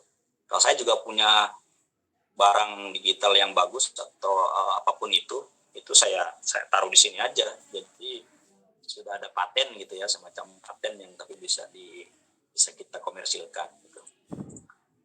Baik, itu Bapak Ibu dari saya, ini sudah 11:30, mudah-mudahan masih ada waktu untuk tanya jawab ya.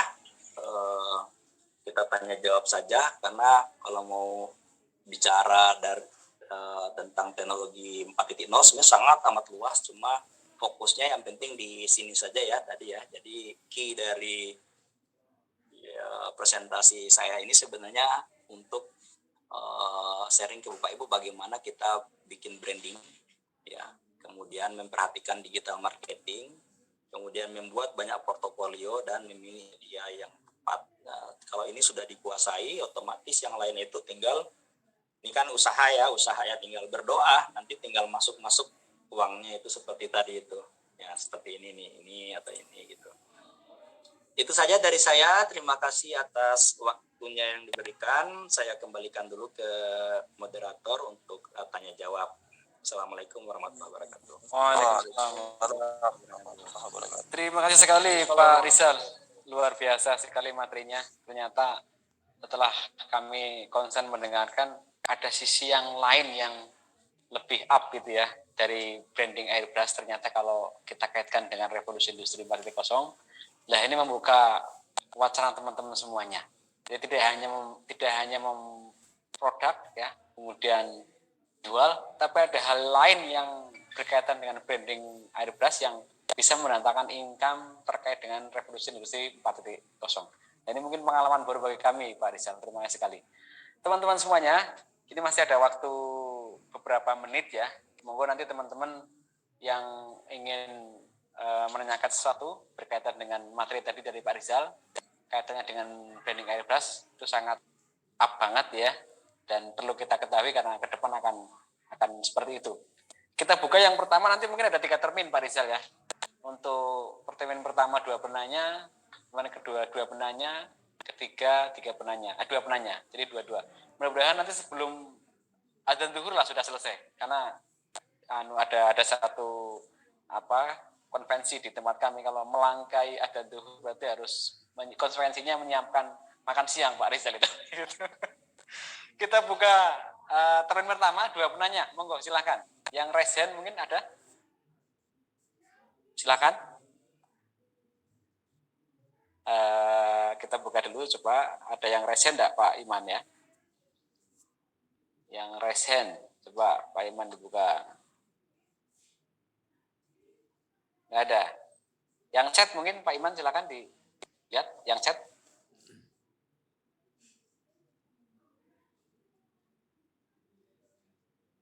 Ya. Bapak Ibu silakan. Ada pertanyaan dari Pak Ahmad Toha ya, chat itu ya.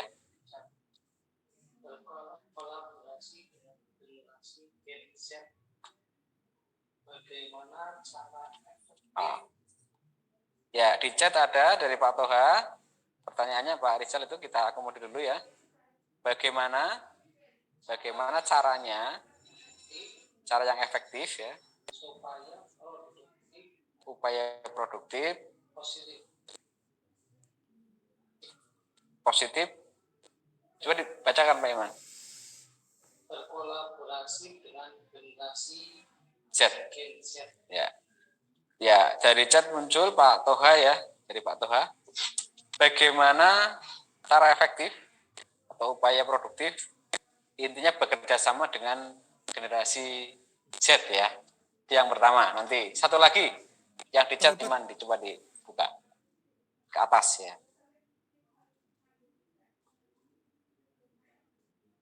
Atau ada yang resen? Hilang ya. Di chat satu tok. Ya mungkin sambil menunggu yang lain Pak Rizal, itu satu pertanyaan dari Pak Toha yang intinya bagaimana cara efektif, cara produktif bekerja sama dengan generasi Z ya. Ini mungkin yang tadi disampaikan Pak Rizal karena kita sebagai guru akan menjumpai atau mendidik anak yang masuk dalam generasi Z ya. Itu bagaimana cara efektifnya berkolaborasi dengan generasi Z. Ya, silakan Pak Rizal. Baik. Makasih Pak Toha ya. Ini dari Pak Toha ya, dari pertanyaannya dari Pak Toha. Ya. Ini pertanyaannya ini Pak, pertanyaan langsung ke level bosnya, pertanyaan paling. Tapi bagus pertanyaan. Ini adalah pertanyaan seluruh guru sebenarnya ya, yang harus ditanyakan guru. Kalau saya ya, pengalaman saya sih ya, saya nggak bisa menyamakan mungkin dengan pengalaman guru lain karena beda-beda pendekatannya. Cuma kalau dari saya sih harus memahami ya, jadi berteman dengan mereka sih, salah satunya itu berteman dengan siswa. Jadi jangan jadi, kan ada guru yang ditakutin atau ada guru yang karena dia sohib jadi dia itu asik gitu ya. Nah itu salah satunya itu ya harus mau tidak mau harus menyamakan frekuensi Pak dengan anak-anak itu ya. Kalau nggak bisa menyamakan frekuensi agak susah. Paling tidak kita berteman.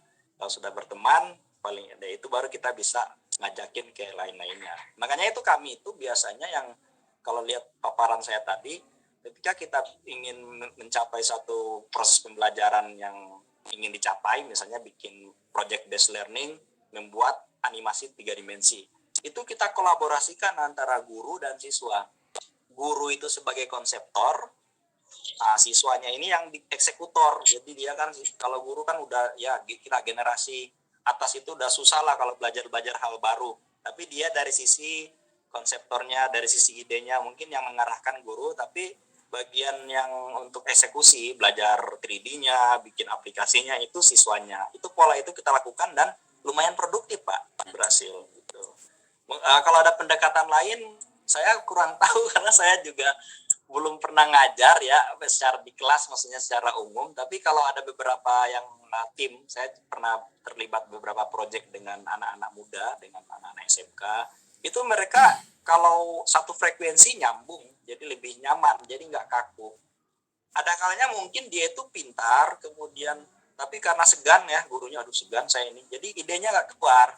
Bapak ibu juga nyuruh juga agak sungkan. Tapi kalau udah akrab atau hobimu apa? Ya tanya di hobi dulu kan biasa. Di hobi saya ini terus jadi teman sih intinya itu. Mungkin itu yang maaf itu karena pertanyaan itu kalau terjawab seluruh permasalahan guru dan siswa yang nggak akrab itu selesai semua itu. Ya. Terima kasih Pak Rizal ya. Intinya satu frekuensi Pak Rizal ya. Iya. Oke. Ketika satu frekuensi maka akan nyambung. Sama seperti radio lah, televisi itu. Iya. Kalau frekuensinya sama kan nyambung juga gitu kan. Iya. Berarti mungkin ini sebuah semacam Tantangan. ya tantangan buat kita ya. Bisa tantangan, bisa teguran Pak Rizal itu. Mungkin tantangan lah ya.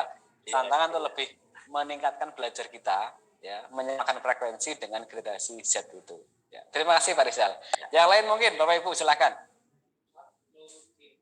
Pak Nurudin dari SMK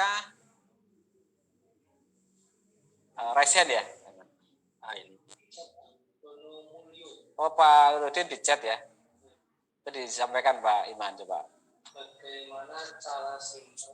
Bagaimana cara simpel Menjual barang internet? via internet. Yang pertama ya. Bagaimana menjual barang via internet. Yang kedua mungkin termin kedua. Pak Ahmad Toha resen lagi itu. Resen lagi.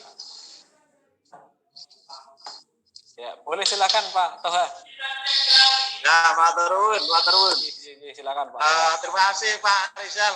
Ya, berteman dengan anak itu memang gampang-gampang susah lah, maturun. Nah, kemudian ini Pak Rizal, saya secara pribadi ingin tahu banyak tentang apa ya tadi uang digital itulah. Oh iya. Uang digital itu ya, Atorium dan lain-lain itu mohon penjelasan dikit maturun. Gitu aja. Ya, Baik, mungkin singkat saja Pak ya, secara general ya. Nanti saya kasih materinya Pak, jangan khawatir. Materi step by stepnya nanti saya sertakan di paparan. Nanti saya kirim ke Pak Muh ya. ya siapa? Nah, nanti bisa di-share ke Bapak. Cuma prinsipnya adalah sudah ada platform Pak yang sudah dikembangkan oleh komunitas maupun orang-orang di dunia ini. Platform itu dapat membantu kita untuk kita itu membuat signatur terhadap hasil karya kita.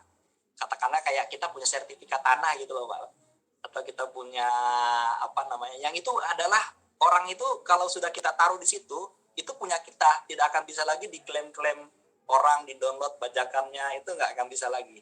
Gitu loh Pak, prinsipnya itu. Dan itu bisa banyak cara kita distribusikan, hanya kita simpan saja mungkin supaya nanti harapannya 20-30 tahun lagi jadi karya yang besar, kemudian banyak dicari orang, bisa. Atau kita mau jual lisensinya gitu, jadi tiap ada yang pakai, ya contohnya yang pakai itu kayak gimana, jadi kita bisa pakai misalnya karakter game, itu orang developer lain tuh bisa menggunakan itu, ya kita dapat royalti dari situ. Nah, mekanisme itu sendiri itu ada di aplikasi itu. Nanti Bapak coba explore lah aja lebih dalam, karena kalau disampaikan sekarang takutnya juga waktu nggak nuntut gitu. Tapi nanti saya kasih linknya Pak di paparan saya. Nanti Bapak explore aja itu tutorialnya, caranya mudah kok, mudah caranya, nggak terlalu sulit.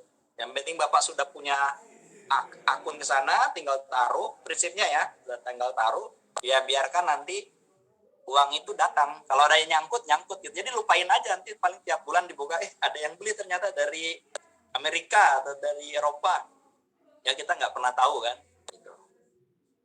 Cuma emang bukan rupiah Pak, jadi dia harus dikonvert dulu ke mata uang kripto tadi itu. Nah itu ada sebenarnya takutnya harusnya dibahas. Besok kalau berhubungan dengan e-commerce yang digital itu biasanya dibahas Pak, dibahas sama narasumber. Cuma ini baru Pak, memang benar-benar baru, yang baru booming di 2021 ini. Jadi mungkin besok bisa ditanyakan juga ke narasumbernya, kira-kira selain yang tadi itu, yang Metamask itu atau ini ada lagi nggak yang lebih canggih? Takutnya saya malah lebih ketinggalan gitu. Tapi nanti saya sudah kasih contoh-contohnya, website-websitenya yang bisa Pak Ahmad Toha akses gitu ya Pak ya. Ya, terima kasih. Maturun.